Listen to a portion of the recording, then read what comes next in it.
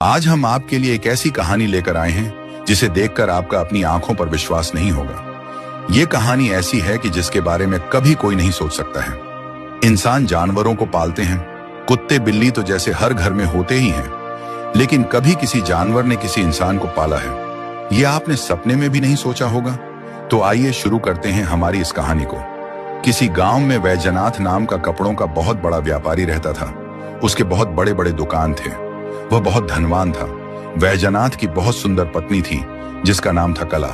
कला सुंदर होने के साथ साथ गुणवान भी थी। वह हमेशा सबकी मदद करती थी। दुकान के नौकरों को भी अपने हाथों का बनाया हुआ खाना भेजती थी। वैजनाथ भी उससे बहुत प्यार करता था। वैसे तो सब सही था, किसी चीज की कोई कमी नहीं थी। फिर भी एक बात हमेशा वैजनाथ को सताती रहती थी। उसके रातों की नींद उड़ गई थी। वह दुकान में काम करते समय भी उसी बात के बारे में सोचता रहता था। वह बात थी कि इतनी सुंदर पत्नी होने के बाद भी वह सालों से बेऔलाद था। उसकी शादी को 7 साल बीत चुके थे, लेकिन अभी तक बच्चे की खुशी ने उसके दरवाजे पर दस्तक नहीं दी थी। जिस बच्चे की किलकारियां सुनने के लिए उसके कान तरस गए थे, वह अभी तक उसकी जिंदगी में नहीं आया था। वैजनाथ और कला ने कई डॉक्टरों के चक्कर लगाए, जड़ी बूटियां खाई, जो कोई जो उपाय बताए वह सब करके देख लिया, लेकिन उसे कभी सफलता नहीं मिली। जितने भी प्रयास किए सब बेकार हो गए। 1-2 बार कला ने वैजनाथ को यह सुझाव दिया कि वह दूसरी शादी कर ले, शायद वही बच्चा देने में सक्षम नहीं है, लेकिन वैजनाथ उससे इतना प्यार करता था कि उसने कला की बात नहीं मानी। ऐसे ही एक दिन वैजनाथ रात को दुकान बंद करके घर के लिए लौट रहा था। पूरा गांव रात के अंधेरे में डूब गया था और चांद की चांदनी राहगीर को रास्ता दिखा रही थी। वैजनाथ अपनी पैसों की थैली ध्यान से संभालते हुए आगे जा रहा था। उसके मन में बच्चे के ही विचार आ रहे थे। उन्हीं ख्यालों में वह चल रहा था कि तभी वह किसी से टकराया और उसके हाथ की पैसों की थैली नीचे गिर गई। उसने झट से वह थैली उठाई और ऊपर देखा तो वह एक साधु थे। उनका चेहरा शांत और आंखें गहरी थीं। उन्हें देखकर ही उनके ज्ञान की समझ हो रही थी। उन्होंने वैजनाथ को देखकर कहा, बेटा, गहरी सोच में डूबकर चल रहे हो। हर समस्या का हल होता है, बस सही समय आना चाहिए। साधु की यह गूढ़ बात सुनकर वैजनाथ ने उनके पैर पकड़ लिए और कहा कि बाबा, मेरी समस्या का हल बताइए। मैं बहुत परेशान हो गया हूं। सालों से मेरी संतान नहीं है। मुझे बस संतान का सुख मिले, ऐसा आशीर्वाद दीजिए। साधु बाबा ने वैजनाथ को उठाया और पास ही एक पेड़ के नीचे बैठ गए। वैजनाथ उनके सराहने बैठ गया। साधु बाबा ने पूरे ध्यान से वैजनाथ का चेहरा देखा और अपनी आंखें बंद की। फिर एक लंबी गहरी सांस लेकर कहा कि बेटा, तुम्हारे भाग्य में संतान का सुख है, बस थोड़ी देर से। इसलिए आज तक तुम बच्चे की जो किलकारी सुनना चाहते हो उससे वंचित हो। साल भर में ही तुम्हारे घर में तुम्हारी बेटी के आने की मिठाई बांटोगे। कुछ पलों के लिए वैजनाथ खुश हो गया, लेकिन अचानक उसने कहा कि नहीं बाबा, मुझे बेटी नहीं, बेटा चाहिए। साधु ने फिर एक बार अपनी आंखें बंद की और कहा कि कुछ पाने के लिए कुछ खोना पड़ता है।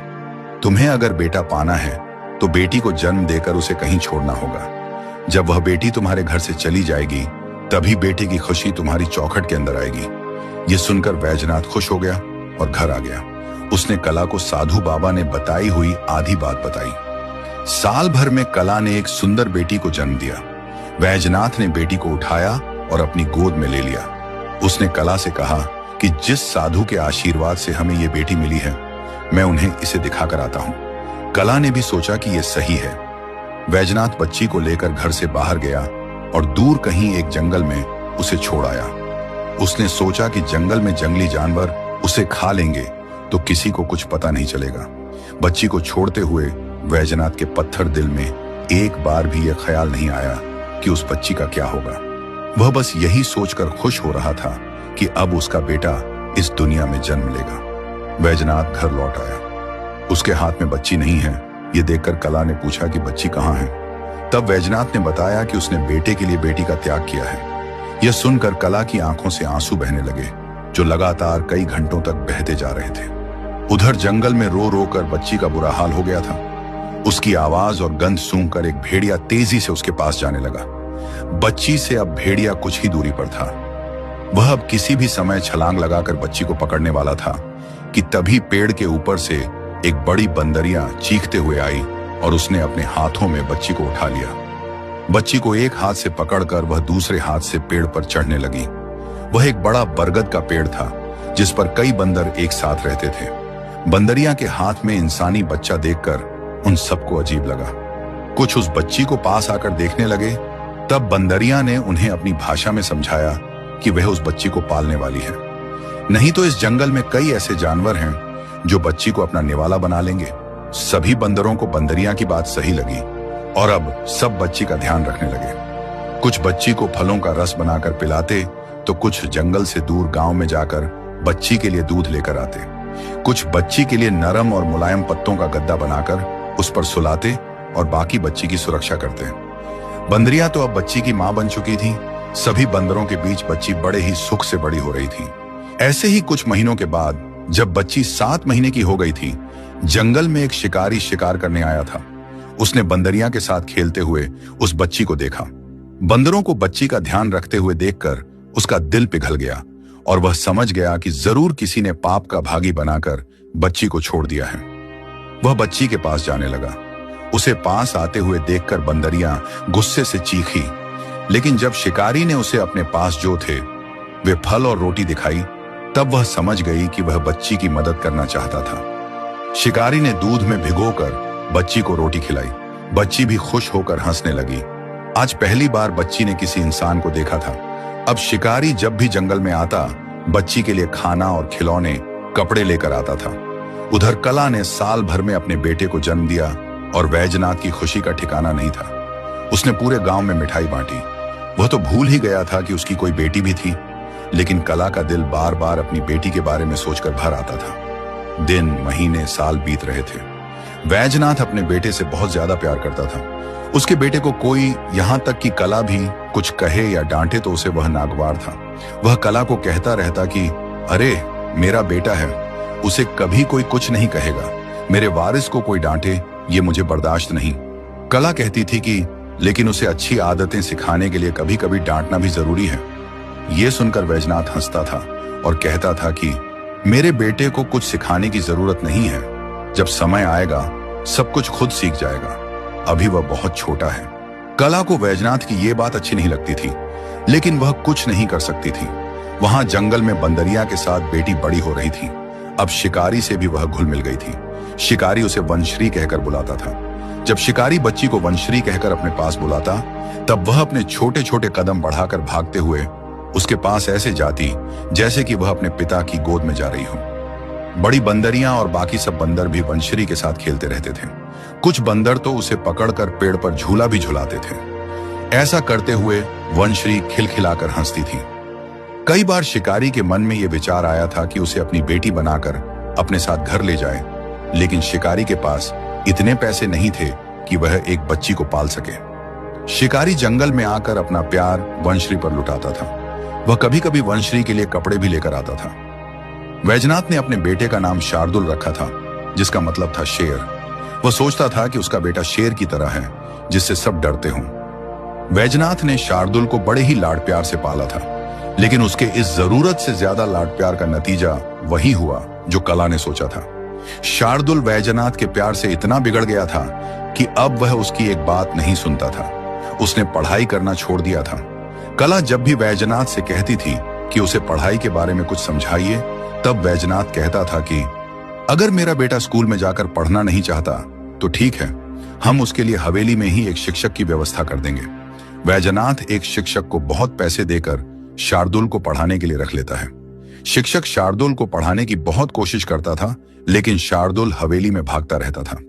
कला सब देखती थी, लेकिन शार्दुल अब इतना बिगड़ गया था कि वह उसकी एक बात भी नहीं सुनता था। जब कभी मजबूर होकर वह शार्दुल को समझाने जाती, तब शार्दुल उसे कहता कि मेरे पिताजी ने मुझे जो भी चाहो करने की इजाजत दी है, तुम मुझे मत रोको। शार्दुल की बात सुनकर कला को बहुत दुख होता था। शार्दुल के पीछे भागकर शिक्षक थक जाता था और अपनी नौकरी छोड़ देता था। ऐसे ही वैजनाथ ने एक के बाद एक कई शिक्षकों को नौकरी पर रखा, पर शार्दुल को सिखाने की किसी की तैयारी नहीं थी। एक बार कला ने वैजनाथ से बात की, तब वैजनाथ ने कहा कि अरे मेरे बेटे को अब हिसाब करना आता है। वैसे भी हमारी इतनी दुकानें हैं, उसे आगे जाकर हमारा व्यापार ही तो देखना है। उसके लिए हिसाब आना जरूरी है। अब तुम मेरे बेटे की शिकायतें मत करो। वैजनाथ ने रोज की तरह कला को चुप करा दिया। ऐसे ही कई साल बीत गए। वनश्री अब 20 साल की हो चुकी थी। शिकारी अब बूढ़ा हो गया था, लेकिन फिर भी वह वनश्री को मिलने जंगल में आता था। शार्दुल, जो अब 19 साल का हो गया था, वैजनाथ के लाड़ प्यार से पूरा बिगड़ गया था। वैजनाथ को लगता था कि शार्दुल बड़ा होकर उसके व्यापार में हाथ बटाएगा, लेकिन शार्दुल दुकान के गल्ले पर बैठकर सारे पैसे दोस्तों के साथ मौज मस्ती करते हुए लुटा देता था। उसका व्यापार में बिल्कुल भी ध्यान नहीं था। शार्दुल दुकान के नौकरों से भी बड़ी बेशर्मी से पेश आता था। दुकान में बुजुर्ग नौकर काम करते थे, जिनसे वैजनाथ भी अदब से बात करता था। शार्दुल उनका भी सबके सामने अपमान कर देता था। धीरे धीरे वैजनाथ के पुराने और वफादार नौकर उसकी दुकान छोड़कर जाने लगे थे। अब वैजनाथ को शार्दुल की वजह से परेशानियां झेलनी पड़ रही थीं। ऐसे ही एक दिन शार्दुल अपने कुछ दोस्तों के साथ जंगल में शिकार करने के लिए गया था। शार्दुल अपना तीर कमान लेकर जा रहा था, तभी उसकी नजर बंदरिया पर पड़ी। शार्दुल ने बेकार में ही उसे अपना निशाना बनाया। बंदरिया भी अब बूढ़ी हो गई थी, इसलिए वह भाग नहीं पाई और शार्दुल का तीर उसे जाकर लग गया। बंदरिया दर्द के मारे जोर से चीख पड़ी। उसकी आवाज सुनकर वनश्री भाग कर आई और उसने देखा कि बंदरिया के शरीर में तीर फंसा हुआ है। शार्दुल और उसके दोस्त बंदरिया को देखकर जोर जोर से हंस रहे थे। वनश्री को यह देखकर बहुत गुस्सा आया और उसने कसकर एक थप्पड़ शार्दुल के गाल पर जड़ दिया।